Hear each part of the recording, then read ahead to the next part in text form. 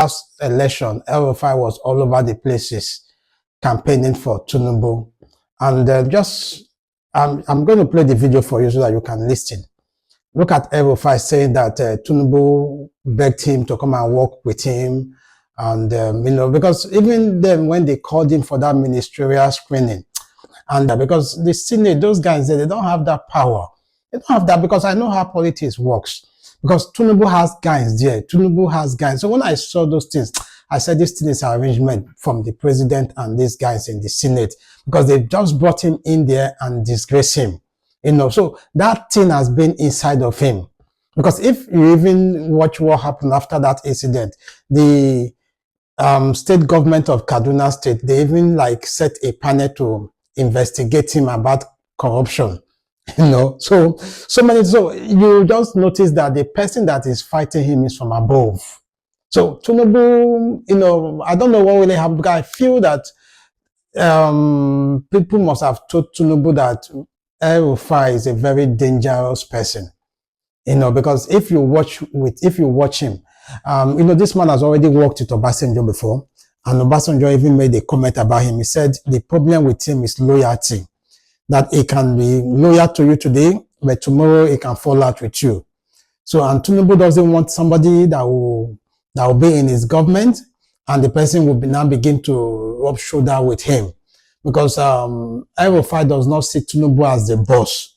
Rufai see Tunibu as someone that they can just exchange handshake, someone that they are on the same level, and Tunibu doesn't want people to relate with him that way. Tunibu wants you to see him as the boss. So I think that is one of the reasons why these people start having problem.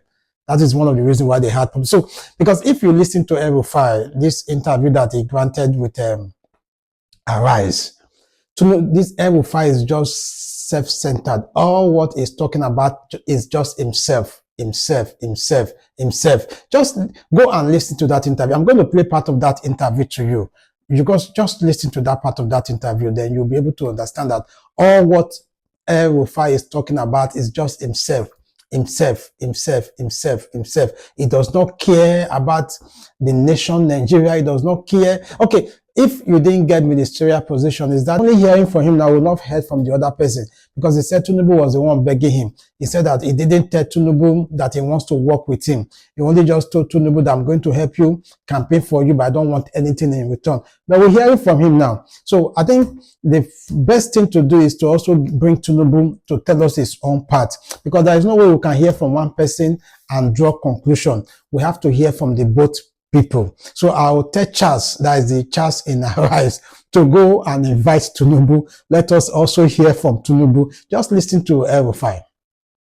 You are not being pursued with any vigor, and the very high expectations we had of the president to take this country to the next level based on his track record in Lagos is somehow not materializing. So I have no issues with the Tunibu administration. People say I'm a critic of the administration. I've never said a word about the Tunibu administration. My comment in a panel on democracy in Nigeria had to do with the APC. I've never, since I left office and the president begged me publicly to come and serve in his government, I had my plans, and I told President Tunibu from day one, when he asked me to support him, I said I would, but I don't want anything, okay? Because politics in Nigeria is always about what do I get for giving you support. I'm not in politics for that reason. I'm not in politics to get anything. I have a surname, I'm a self-made man, I have made my money before coming into public office. I don't need anything. After 8 years in Kaduna, I was nearly burnt out. I was struggling for 8 years, and I wanted to take a break, and I had my private plans. The president publicly appealed to me to put my plans on hold, and through 2 months of negotiation, we finally agreed that he would nominate me as minister, and there were certain conditions I attached to that. I think along the line, either the president changed his mind or something else, because please don't believe the story that the National Assembly rejected me. The National Assembly had nothing to do with this. The president didn't want me in his cabinet. He changed his mind. Whatever it is, Frankly, I don't care. And I told him, and I moved on. And since I moved on, I've not said a word. I've not granted any interview. I've not commented on the government. But it is within my rights as a founding member of the APC, as one of the 34 people that signed the INEC form that got the party registered. It is within my rights to ask, why is my party not functioning? Indeed. And that's all. And so, you know, I don't know if I've answered your question, but... Well, to some extent you have, but I'm going to press you a little bit more on that, because you suggested that there was, I mean, the impression that we all had was that you were nominated for a ministerial position, but that under serious scrutiny from the National Assembly, you failed to make the grade for security reasons. But you're saying that that was not what turned the tide of your support, that failure to win affirmation in the Senate. You're saying that the president decided that you were no longer going to be in his cabinet. I believe that. I believe he changed his mind. What makes you believe that? What security? What was the security issue? I have been a governor for 8 years in one of the most difficult states in the country. Okay? I have been minister 20 years earlier. I've been in public life in the last 25, 26 years. What is the security issue? Where is the report? What about other ministers far less qualified, far less experienced, with huge controversies around them that scaled through because the president made a call? So please leave that aside. I don't want to focus too much on that. Right. The president is a human being. He is entitled to change his mind.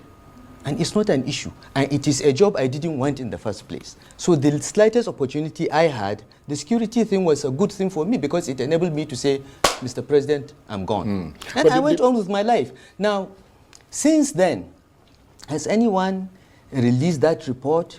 What is the security issue? What is this? What is that? Leave that. The only reason why I'm talking about this, Charles, is because anytime I make any comment about how the party is running or not running, or I visit a friend of mine, Tunibu's hacks go on, oh, it's because he didn't get a ministerial nomination. Guys, I was minister 20 years ago, all right, in my 40s, and I told Tunibu I did not want to be minister. I was not interested. He appealed to me, begged me, and gave me a challenge. What was the challenge? Nobody has sorted out electricity. No president has defeated the electricity mafia. You and I can work to defeat it. It was the challenge that made me accept. All right? Now, I had an opportunity to serve my country, and the person that gave me the opportunity changed his mind. It's okay. And I've moved on with my life. But I mean, have you encountered him subsequently? Have you met him? Have you, both of you, since that time? We have met. Did it ever come up in your discussion? We have met. And we have met a couple of times. But, you know, we have met at Baba Akande's birthday anniversary last year, and the president asked me to come and see him. I met him once, we discussed, and, you know, let's find